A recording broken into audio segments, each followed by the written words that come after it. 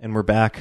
We are doing something that always makes me nervous, and that is recording our podcast during the kiddos' naps. Yes, but it is nice that we are recording during their naps because last time we're back on video. Yep. We're doing the whole video thing again.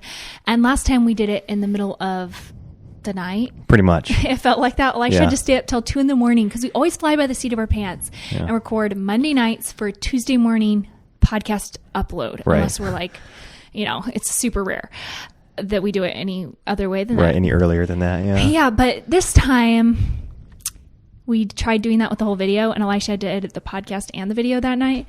And it was just like, we need to be a little bit more on top of our game. So, yes. So here we are, being on top of our game. Right. And with the 3 kiddos, Katie has them pretty well scheduled for naps, which I'm grateful for. And so I'd say they're all usually asleep. We've got a quiet house for at least an hour every day, would you say? Yeah, a solid hour. We aim for 2. There's some overlap 1 to 3 with the naps. is supposed to be a quiet time, but yeah, it takes sometimes them a little bit to fall asleep, or one of them gets up a little early. So yeah, so we've got a pretty small window to get this podcast recorded. We've done it before, and we'll do it again. We better. Don't fear. Okay, so we're going to be talking about marriage during pregnancy, sex during pregnancy, and really, I feel like I only had stuff. Well, we'll just do. I felt like I had stuff to share about the sex part of pregnancy because it's been different this time for us. Right. As far as the marriage during pregnancy, we have been married and pregnant pretty much our whole marriage. That's a good point. That's pretty much all we've known. It's been very rare that we haven't been pregnant during our marriage. So, but we did have some breakthroughs. Yes. I'm really happy with some of the things that I've learned as a husband and just regarding our marriage over the last maybe month and a half, or maybe month. It's been pretty recent over the last month and a half. Yeah, maybe. like since we've moved. Yeah, and I think right before we moved as well. And so I'm grateful for that, but it's also sobering too, because every time I think we have a breakthrough in our marriage, I'm reminded of the need for continued growth and to never, I guess, act like you're coasting or to think that there's like this neutral place that you can find yourself in, because people are dynamic. You're dynamic, I'm dynamic. We're always changing. We're always learning new things. And that's going to affect our marriage. And so we want to be proactive in making sure that the things that we're learning and the things that we're bringing into our home and into our head are enhancing our marriage and not tearing it down. Yeah, for sure. I agree with that. We just actually last night, we were watching some kind of show, and in the marriage that was like a super strong, steady marriage, like the first 5 episodes did, we really love their marriage. You just see them start drifting apart and becoming stale and not thinking about the other person. And it's just so weird because you feel like you're watching real life. Like you feel like you've seen this a million times with people that you know. And it's just a wake-up call. Yes. Like you never arrive. This is always something you need to be working on or growing in, or you're sliding backwards. Yes. And I just don't want apathy to come in our marriage in a long-term impactful way. Right. Because we're committed for the long haul in this marriage. And so if it comes to a catastrophe or if there's some, big breaking point in our marriage, we would work through it because that's the type of commitment that we have. But you don't want it to get to that point. Just like, if you have to go to the hospital for an emergency situation that you could have prevented with lifestyle, you'd rather prevent it with your lifestyle leading up to the emergency. Well, actually, that's an interesting parallel because I feel like it is so easy, like with health or something like that, to not want to spend money on preventative health care or not want to spend time on working out or, all the going to sleep or all the habits that take like work and effort. Yeah. And it's the same thing with marriage when there's not a problem. It can be easy to not put the effort in, and then you wake up and are like, oh my word, there's a glaring issue here. There's so much water under the bridge. Yes. And we've had seasons like that even in our short time of being married, and I can't imagine that happening for years. Yes. That would be just like devastating and really, really hard to work through. That's exactly right. And so, I'm excited to have these. Again, this wasn't a catastrophe that led to us addressing things in our marriage, thankfully. But things were at the forefront of our minds enough so that we had to address them. And I think that's something that's actually one of my points, if I can talk about one of my points just now. Oh, yeah, no, just dive in. Is from the man's perspective, and it might be stereotypical and it might be accurate that the men in a marriage are usually the ones that have a more difficult time communicating and being proactive in their communicating. I think that oftentimes I'm not proactive. I don't do management communication, and then it becomes reactive, and I'll stuff, and then I'll get angry or I'll get upset, and then it turns into a fight. And I think I know that's not just for men. I know that happens with women too. But something that I've wanted to incorporate into my personhood and into our marriage are, I think, like guidelines, systems, so to speak, because we have systems for things that are important to us, whether it be bills. You put you've got auto pay for most people do for like their cell service or for their electricity. Funny story. Our You're right. That is funny. Actually turned off this week. I wasn't even thinking about and that. And we were waiting for it to turn back on and waiting. And there had been like these huge windstorms coming through the area. And then Elisha's like, I wonder if it's just our house because I hear everyone else's AC on. And apparently something hadn't gone through with, I don't know what, when we were moving. Yeah, I didn't get I got like sewer and garbage and everything set up except for electricity. Yeah, so it was the pretty lights funny. just turned off. Yeah, but those things that you want to have on auto, you put on auto, and it's really helpful because you don't miss electricity. And I mean, you don't think about electricity until you don't have it, and then you really miss it. And I was like freaking out. Yeah, I know. I was kind of worried too. I was just like, it's been off for 30 minutes and like the computer battery's gonna die. What are we gonna do when the computer battery dies? Yeah, and so not to systematize the romance out of marriage. That's not what I'm saying, because as I stated at the beginning, marriage it's personal, it's dynamic, there's emotion involved, and so you can't create systems, all together and just have this robotic marriage. But I do want to have systems in place based off of how I feel. And so when I feel myself wanting to stop, say, okay, this is where I need to, out of discipline and out of the systems that I've put into place, communicate to Katie either, hey, I need time to think about this, or this is something that actually just offended me or hurt me, and I need to let my emotions, I guess, subside before I communicate any further. And I think that about a month and a week ago, I made huge progress. No, it was a couple months ago. I made huge progress in this area. And you could speak this better than me, but I don't think I've had anger issues. You wouldn't, I'm not like a guy that has anger issues. I'm not, again, I want you to say that about me, not me, but no, I can vouch for that. However, I have had like pride issues and self-righteousness issues within our marriage, and kind of like this mild kind of anger or frustration. Well, I'd say like it's like more bitterness and resentment. Yeah, you're right. It probably turns into bitterness or resentment. The words that I would describe when I feel like you don't communicate for long periods of time. Yes. What's really going on? It's just like when we went and talked in the car. Yeah. Exactly. Yeah. So this was, I don't know, Elisha was just going through a lot of stuff, and I knew that he was going through things, and right. That's partially what it was. It's prior to us moving, and yes. I was transitioning out of my dad's job. Again, I'm not going to make excuses for being a dork, because I was kind of being a dork too. It was a stressful time. Like, I knew there was a lot of weight on your shoulders. Sure, just logistically, yeah. And I think I have forced Elisha to communicate at times and regretted it.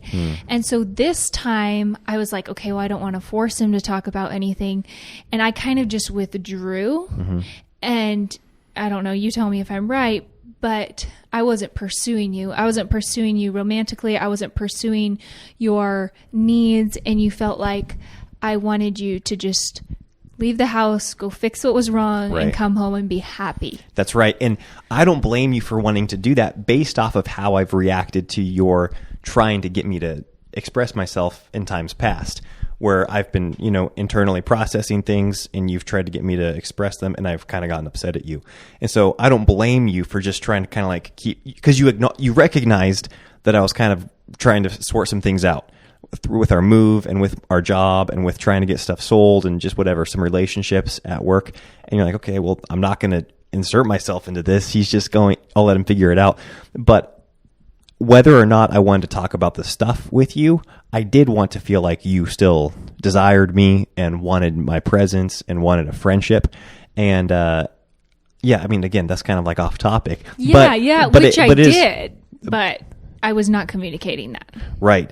And I guess I was grateful that I was able to communicate what I communicated to you, not because I did it in a great, effective, and eloquent way, but just because it was something that got the ball rolling and eventually was able to be rectified. Yeah, I feel like this is a rectified. Well, I feel like that's a good word. Is it? I just made it up, so hopefully it fits. I feel like this is the cool part about marriage too. When you're first dating and someone says, oh, I like this restaurant, or I like Greek food, and you're like, oh, I like Greek food too.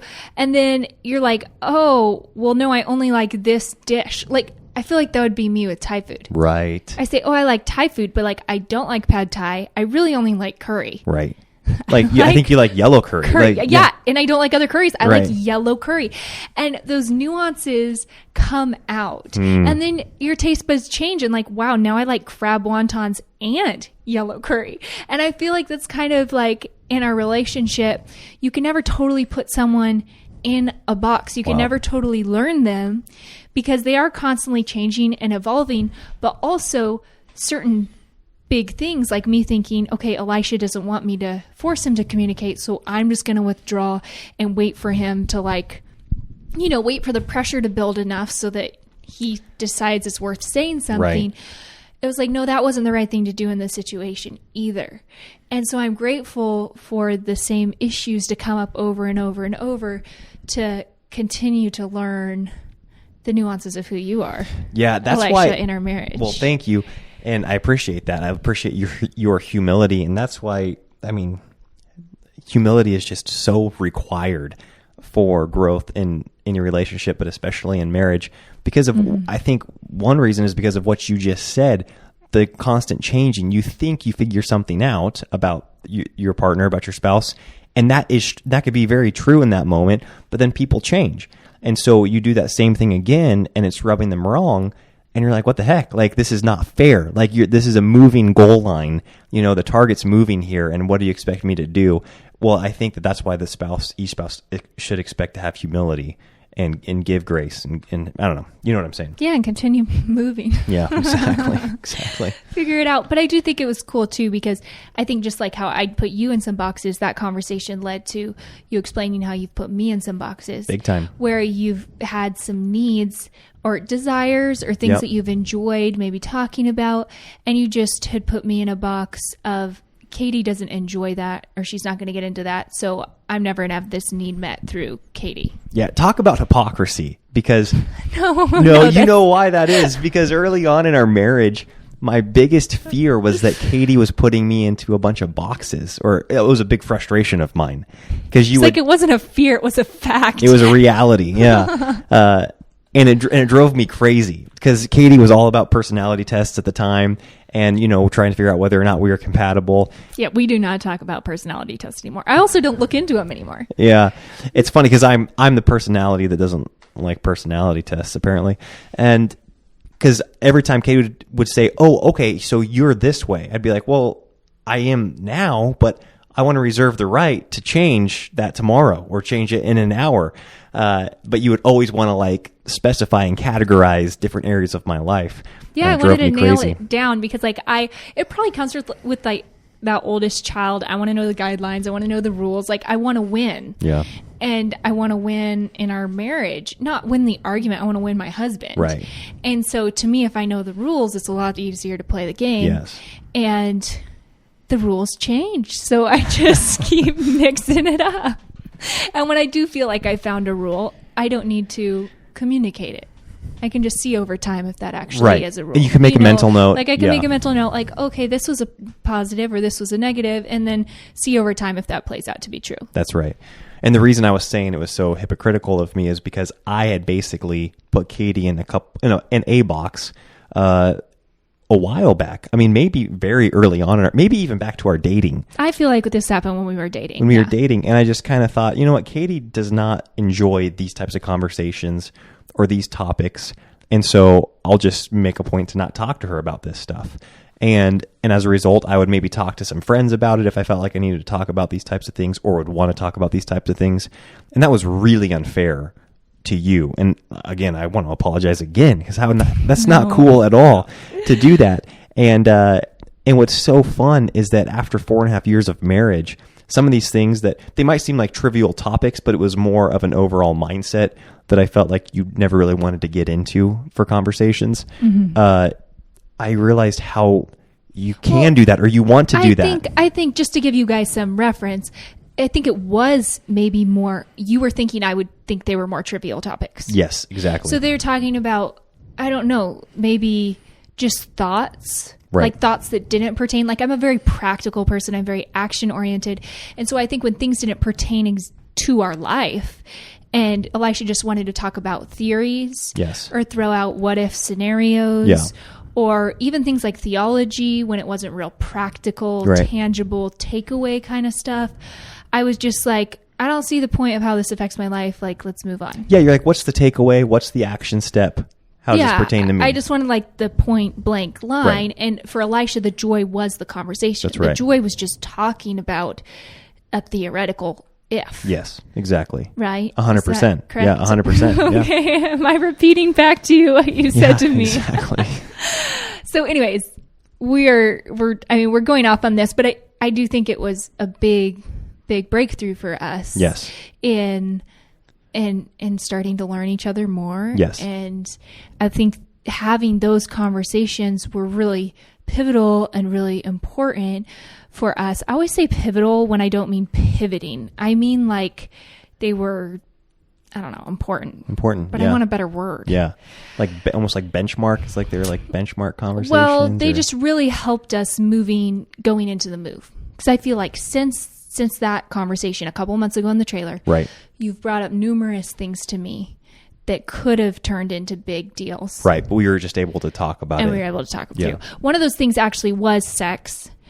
And this happened just recently. So to give you guys a little background, I have a very high sex drive usually. So sex hasn't been an issue for us in terms of my desire, which is typically, I don't know, maybe a little more irregular. Sure. So anyways, this was just never an issue. Right. I wanted it as often Elisha wanted it. I like to initiate. It was a blessing. It was great. It was good. Those times were good. No, it still is. They are past. But then with this fourth pregnancy, and usually actually my sex drive would increase during pregnancy. It was more enjoyable for me, so I enjoyed it more, and therefore we had it more. And then with this fourth pregnancy, for whatever reason, I don't know what the combination was, just situationally. Yeah. We've got a lot going on right now. Yeah. There's just a lot for my brain to think about as far as, like there's all these projects to think about and we're moving into a new house and there's a new area. Yeah. And I could do all these things with the kids and the kids are starting school. And I just, like, my brain was so engrossed with all these good things. Which I think is probably very common and very natural and can be very good. That like Leon wasn't like a bad thing. No, exactly. They were all good things. But that was kind of, I all of a sudden didn't feel this need really as much or desire for sex. It was kind of like this afterthought, like on the back burner, like, oh yeah, I guess we could do that. I kind of like just forgot about it. Yeah. I guess. And that was coupled with being tired because I am pregnant. But I mean, I've gone through all that stuff. Like I've been nauseous. I've been tired. And we just do it anyways. And you would enjoy it. And I would enjoy it. Right. Yes, I would want it. Yeah. And I'm really, really grateful that Elisha brought up this feeling of being rejected or just not desired, or what was it specifically? Basically, I just wanted to know where you were at with it, because everything you just talked about having other things on your mind, whether they were home projects or homeschooling the kids or whatever it was, you were able to kind of do more of your online business stuff now that we've got space to do it in.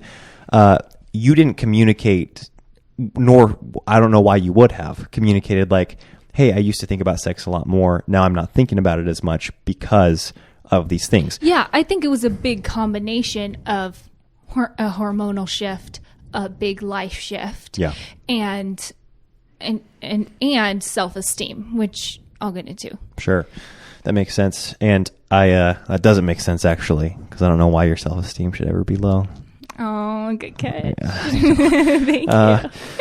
No, and so I just didn't know what you were thinking or what you were not thinking, because all I knew is that it was different. And I don't know if it's because of our culture, if it's because of my upbringing. It's like, is a guy supposed to bring this up? You know what I mean? Like, is a guy supposed to bring up, like, hey, like, I'm so grateful for all that you do.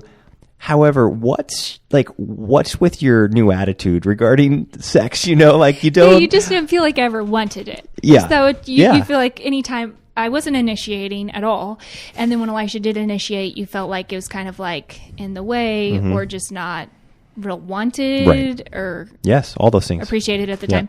So, anyways, I'm just really glad that Elisha brought it up. I think, like, if you are a man, like, bring it up, talk about it to your wife. Yeah. What's your feeling? I'm grateful I did, because, and I guess it's so helpful for her to know, because I think for me, I didn't, like, my brain wasn't there. I wasn't stressed about our sex life or thinking there was anything wrong with it. It was just kind of like, I wasn't thinking about our sex life. Right.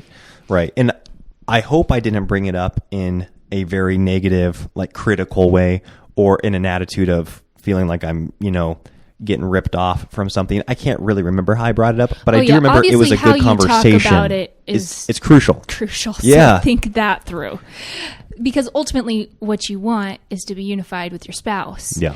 And I felt like Elisha was on my team, but he was like, hey, something's missing here. What is it? Can we figure it out? And I think I even might have said, have I done something, like, I want to... Yeah, that's how you started. If this is on me, I definitely want to know, because something's changed here. Yeah, so those are obviously big, just like physical things that I think distracted me. I was distracted, but I also was really struggling with self-esteem. And this is a really common thing with women too. And for whatever reason, the stage of life that I was in now, things are just disproportionate. Like, I'm not, like, clearly pregnant. So I wasn't, like, feeling real pregnant. I was just more feeling frumpy. Like, none of my clothes fit. And women are going to relate to this. Guys are going to be like, what? But I just felt ugly every day when I got up, and all I had was, like, a couple t-shirts that fit and shorts, and I felt like I was wearing the same thing every single day. And that, like, was triggering other things, as far as I just felt, I don't know, just unattractive. I didn't feel, with your timing, it was like in the middle of the afternoon because you were home, and I just didn't feel clean. I didn't feel like my breath smelled good. I didn't feel desirable. Sure. And for a woman, it's kind of interesting for most women. Again, I'm going to stereotype here, but for most women, what we want through sex is to feel desired. And when we feel desired, we desire that person. And it's different than, like, what triggers a man's desire. They want to be desired, but typically they desire first. Okay. And this is something that I heard explained really well, and I'm probably not doing a great job of, but it really stuck with me, because I think it's really true, at least in my life, where if I'm not feeling desirable, then I don't really want anyone to desire me. Sure. I don't want Elisha up close, because I just don't like myself. Right. And so in that conversation Elisha and I had, I realized, you know what? I need to put an effort to feeling desirable. This has been like, I've been so distracted with all these other things. I've been down sweating in the office, getting it done. I just feel sweaty and grimy, and I love everything I'm doing. Right. But I'm not, like, sex ready, And in this conversation, I realized that needs to actually be a really big priority. So the next day, I put on my self tanner, which honestly makes me feel a lot better. Just like instant feel better. And then I took a long time to, like, blow out my hair. I put in hair products that I usually don't use. I brushed my teeth. I found out where my gum was. I went to the store and bought a couple dresses so I would feel cute. I went through storage and pulled out clothes that fit me. And these all sound like little things. But then... It kind of sounds like a lot of big things to me. Yeah, it took a lot of time and effort. And you can think like, oh, well, that's just like all a waste of time. But for me, in the middle of the afternoon, I felt desirable. I felt cute. Mm-hmm. Even though I still had the same weight, I still had the same amount of distractions, but I felt cute. And I went out, found the gum, and then I went out and found Elisha. And I initiated in my time when I felt good. Yeah. But I think that that's something that as women, we need to put an effort in. Like if we aren't feeling desirable, then that's something we need to work on. So that we can be in that space mentally to be able to be pursued and to be able to pursue, because that's something that's, I just think is really important.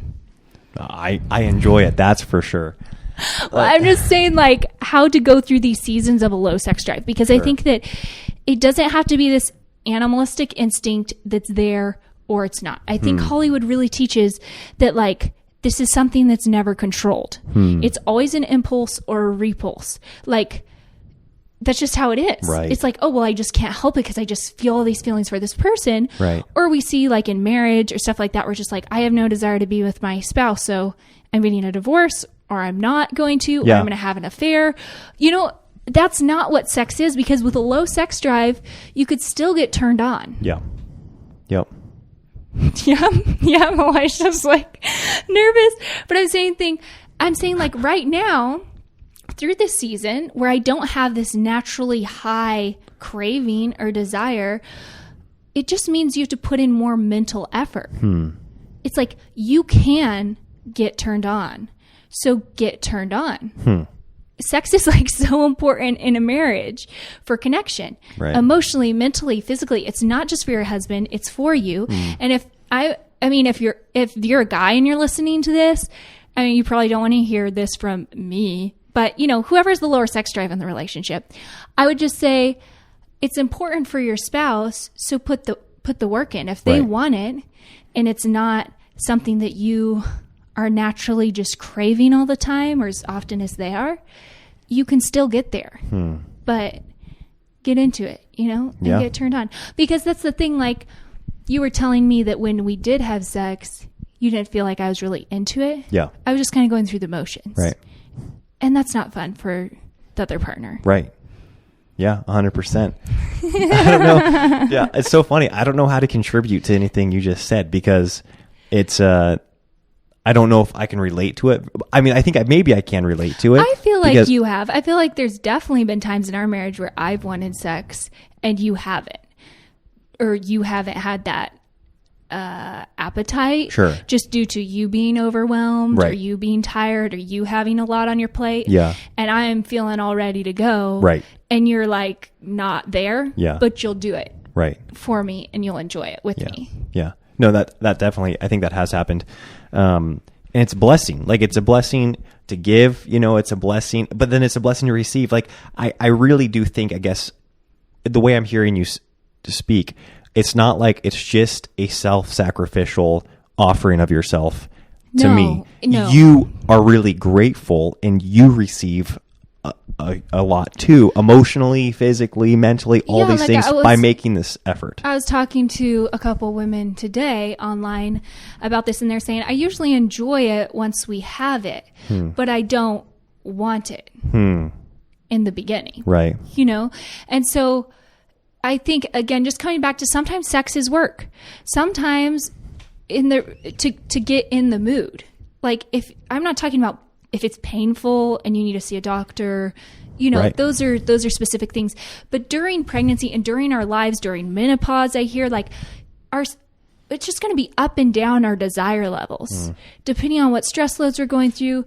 But our spouse is always there, and we should always have a desire for them to feel loved and appreciated. And if sex is a part of that, then I want to put in the effort to meeting that need for them. And also it does meet a need for us. Like you were saying, it's really a twofold thing. So right. I guess my encouragement would just be yes, I do have a lower sex drive right now, but we're still enjoying a very intimate relationship. Yeah. Because one, Elisha communicated it, and I realized, oh, this is, surprise, surprise, this is still a priority. And two, it's something that that really has ministered to me. It's just looked different in this season. Yeah, that's good. That's good. Anyways, that's all I wanted to share. Well, but I think that a lot of people have found themselves in that position. Right. And so it's something that I feel is worth talking about, even though it's a little bit like, I don't know, maybe random or awkward. I don't know. Well, no, I mean, I think you're just more comfortable and capable of talking about this than I am. Anytime we've ever done a podcast on sex, I've had to ask Elisha and beg Elisha and eventually just end up talking about it myself and dragging him into it. Well, maybe, I don't know. Maybe that is how it's worked out. All I know is I always need to like change my t-shirt afterwards because I sweat through them during it. I'm all pitted out from this conversation. Hopefully, I don't ever want to make it awkward. Hopefully, like the way we're talking about this is like in a frank, like not uncomfortable way. Right. I want it to be factual and helpful. And I think that what you were talking about was, and I think it, it goes in line with just knowing you need to continually work on your marriage. Every aspect of your marriage, and physical intimacy is a very crucial part of a marriage. Yeah, I guess it's not just a part of a marriage you drop for a season because it's not coming easy. Yeah, unless it's like what the Bible says is an agreed upon amount of time and it's communicated and there's understanding. I mean, there's a million reasons to not have sex for physical reasons or like, Sure, I'm not saying never stop for any kind of season. Yes. And I think, but the point is that it can be an open conversation and where the other person's coming from. I guess I do know of women who are like, oh, I'm pregnant. We aren't having sex. Yeah. Or I'm in my first trimester and I'm nauseous. We aren't having sex. Instead of like, okay, well, maybe we just need to be, I'm nauseous. I'm like vomiting, but we still had great sex. Right. I mean, you don't vomit while. I'm vomiting. Oh, man. Don't picture that. No, but I'm saying maybe you have to be creative. Like, hey, don't come anywhere near me unless you have gum and you bring some for me. Right. Or like, this is the only position that's going to work for me. Right. But we can do it. And just, it needs to be quick. Like you could talk through those kinds of things in different seasons, but it's not like this isn't happening because I'm not willing to be creative or put in effort. Right. That's all I'm saying. I don't want to be that person. So, so that's it. Love you guys. You're awesome, Katie. Thank you. Wow. Okay. Well, there you have it. There's the podcast episode for this week. Hope you folks enjoyed it. Thank you all so much for the encouragement you've left. We are starting to post these podcasts on YouTube, and I love that so many of you that aren't able to leave a rating or a review on iTunes because maybe you listen on Spotify or on Google Play or something. You've come over and encouraged us on YouTube. So thank you for that. Or it's just way more fun to have actual dialogue with you guys because on the podcast you leave one review and we never hear from you again because we can't. We can't talk back, So we love hearing episode to episode what you guys are thinking about or going through. And obviously, like with something like this, DM us if you don't want a public comment. Yeah, that's right. All right, we'll talk to you guys next week. Bye-bye. Bye.